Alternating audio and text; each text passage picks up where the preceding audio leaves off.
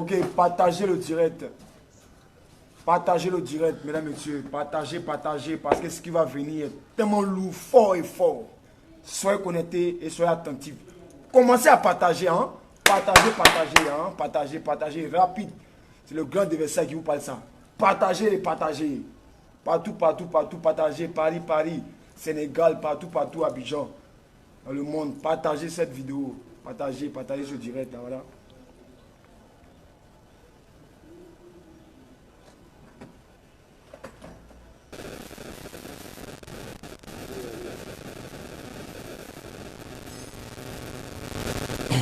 Ok.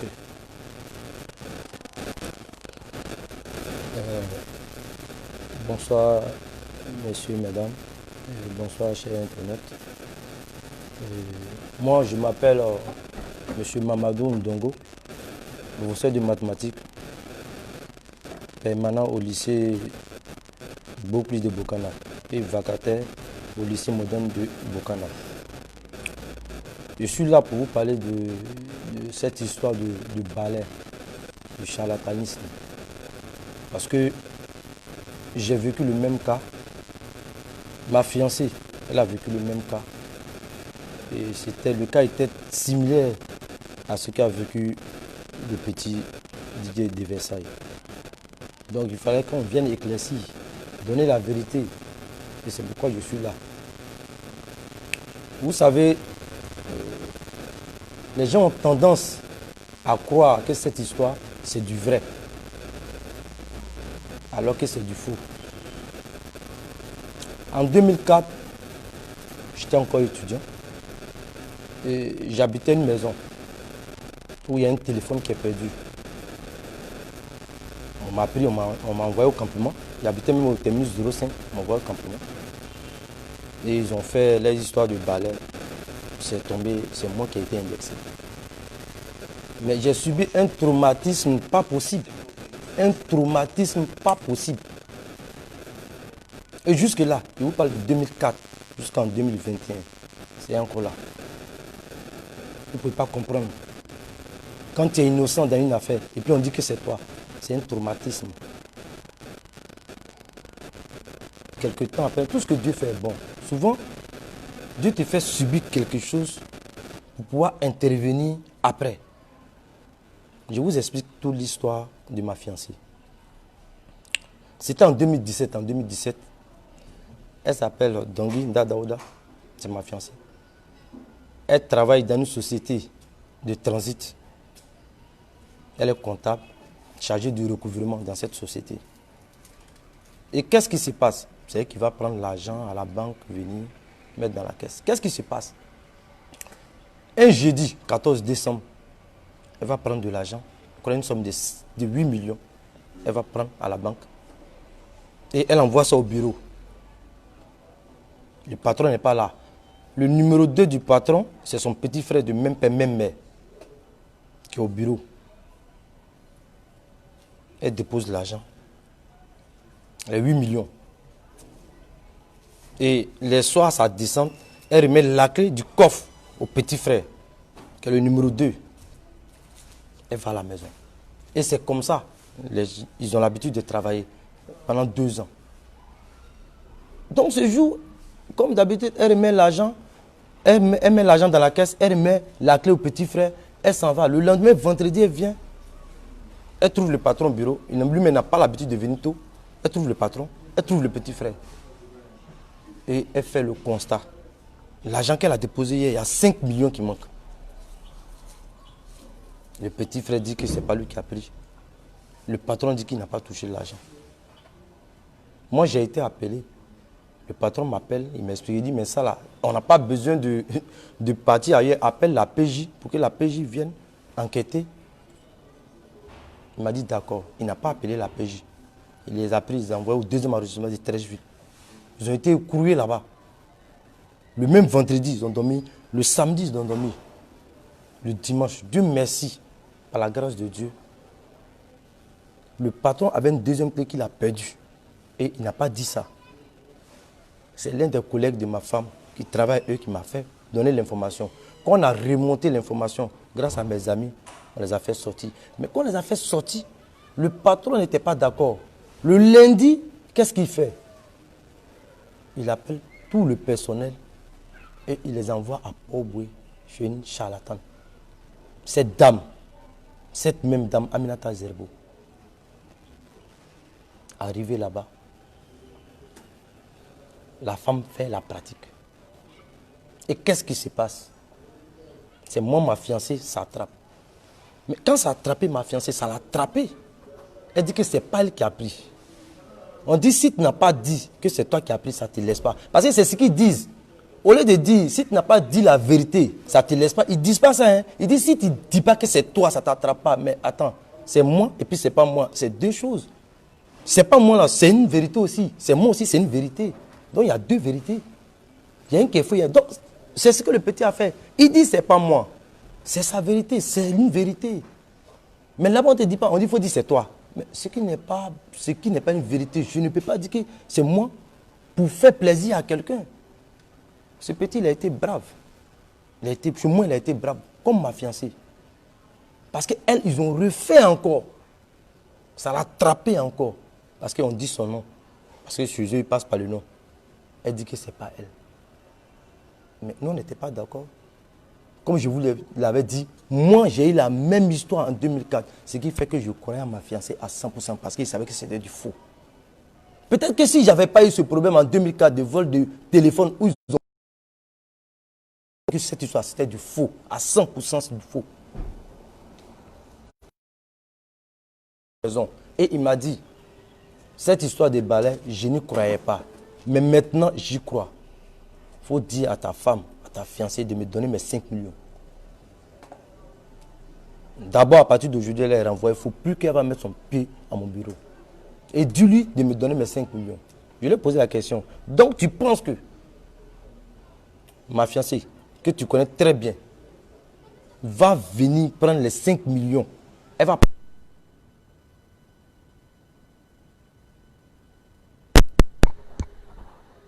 Au moment où moi, je partais. Parce que le patron en question, c'est un ami, c'est un frère.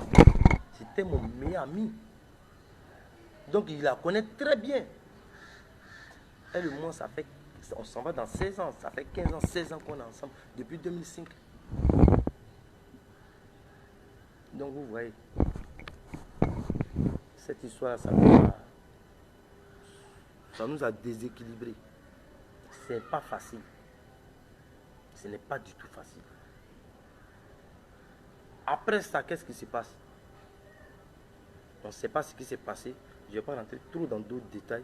Mais on ne sait pas si le patron a retrouvé ses 5 millions avec son petit frère. Après, il dit, il laisse tomber l'affaire. Voilà comment ça fait. Il dit, non, lui, il laisse tomber l'affaire. Il n'est pas parti déposer plainte à la PJ pour retrouver son argent. Rien. Et après ça, nous, on n'a dit pas question.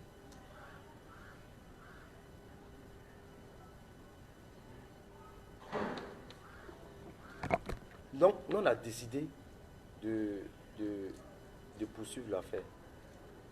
On a décidé de ne pas laisser tomber. Parce qu'on ne sait pas ce qui s'est passé réellement.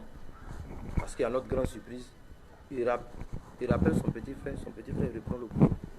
Ma fiancée reste à la maison, traumatisée, choquée, moi-même pareil. On lui dit il va déposer une plainte à la PJ. Pour qu'on mette une enquête pour trouver le coupable. Il ne dépose pas de plainte, il ne fait rien. Son inaction face à ce problème, nous on a dit non, pas question. Il faut qu'on sache la vérité. Et nous, on s'est levé. On allait déposer une plainte au parquet. Voici la plainte maintenant. Voici la plainte. On allait déposer une plainte au parquet. Parce que quand tu déposes une plainte au parquet, on a déposé une plainte au parquet pour dénonciation calomnieuse contre le patron. Pour dénonciation calomnieuse contre le patron. Et la dame, puisque c'est des complices. Et quand tu déposes une plainte au parquet, la plainte, elle peut être recevable ou non recevable. Par la grâce de Dieu, la plainte a été recevable.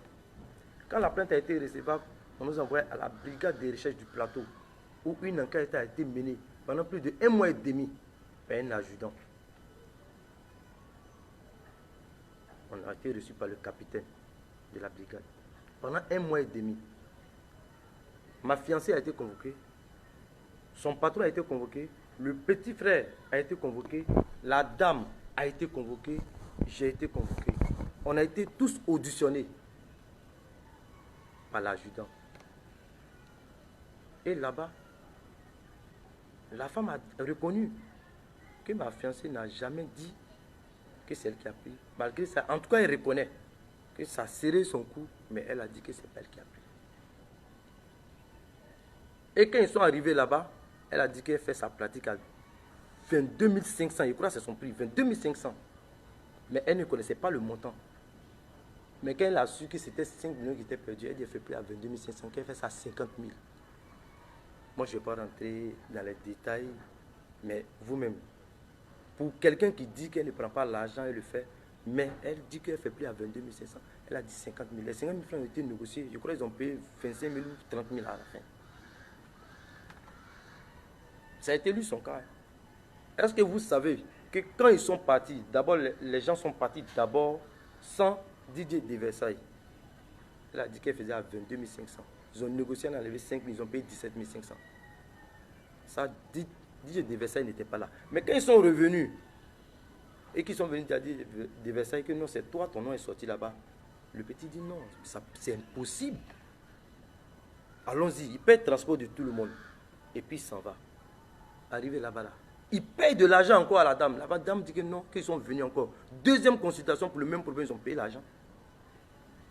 Ils ont payé l'argent. Les 17 500, il a fait une réduction encore de 5 000. Ils ont payé 12 500. Est-ce que, donc vous-même, jugez, hein? Est-ce que ça c'est normal? Il y a des gens qui ont l'esprit, qui ont compris ça. Qui ont compris ça, qui ont compris cette marmaille-là. Je remercie au passage le général Makosso qui a compris. C'est une marmaille. C'est un business. Et je vais vous expliquer pourquoi c'est un business. Parce que même quand tu vas voir la femme, toi tu as perdu ton argent. Tu te lèves, toi tu t'en vas donner le nom. Elle va te prendre de l'argent. Rien qu'avec le nom, elle travaille. Mais moi je pense que quand tu voles de l'argent, la main qui vole, le sang, c'est dans l'arme. C'est pas dans le nom. Il s'appelle, son vrai nom même, c'est même pas Didier de Versailles. Le nom qu'ils ont donné, mais est-ce qu'il s'appelle, c'est son nom à l'état civil? C'est pas son nom à l'état civil. Et on a vu sur les réseaux sociaux, il y a plusieurs personnes qui ont démontré que ça c'est du faux. On a auditionné la dame a tremblé. À la fin de l'audition, quand on a fait la mise en présence, mais la dame a demandé pardon à l'adjudant. Elle a demandé pardon parce qu'à la fin, on devait prendre le patron et la dame les écouer. Et la dame a demandé pardon. À cause de son âge, on l'a laissé. Parce qu'en ce moment, à l'époque, je crois qu'elle avait 63 ans. Mais on lui a dit de ne plus recommencer. On lui a dit de ne plus recommencer parce que le charlatanisme est un délit puni par la loi de Côte d'Ivoire. Ça ne se fait pas. Si vous vous rappelez par rapport à Didier de Versailles, ils sont allés au campement. Il y a un monsieur qui a dit qu'il a eu des problèmes sur ça, dont lui ne fait pas. Je lui ai donné des conseils, je lui ai dit, ah maman, s'il te plaît, moi je suis musulman, il faut t'asseoir devant une mosquée. Chaque jour là, que Dieu fait là, nous là, on va passer, on te donner les 200, les 500, les 1000 francs. Toute la journée, tu vas avoir de l'argent, tu vas partir à la maison. Mais cette pratique-là, il faut arrêter, il y a prison dedans. Elle a dit qu'elle ne savait pas. Elle a demandé pardon, qu'elle ne va plus recommencer. C'est pourquoi moi je suis là aujourd'hui. Je suis là aujourd'hui pour dire non. La dame, elle est consciente. Voici la convocation. Voici une convocation. Voici son nom dessus. Zerbo Aminata, ça est dessus. Zerbo Aminata, une convocation, ça est dessus. Vous voyez une convocation au tribunal. Et elle n'est pas venue au tribunal. Elle est partie au Burkina. Le jour qu'on devait faire l'audience au tribunal avec le juge, elle n'est pas venue. Elle n'était pas là. Elle est partie. Ils sont allés, elle est partie au Burkina. Et comme elle est partie au Burkina, ils ont jugé l'affaire derrière. Et à la justice, mais l'affaire, on ne sait pas comment ils ont jugé, mais d'abord, il y avait un premier juge qui était chargé de l'affaire. Et quand le juge était chargé de l'affaire, à chaque fois qu'il appelait les gens, le patron, il ne venait pas. Une première fois, il n'est pas venu. Une deuxième fois, il n'est pas venu. 3 fois, il n'est pas venu. On prend notre affaire, on transfère à un autre juge. Dès qu'on transfère, il vient, le patron vient.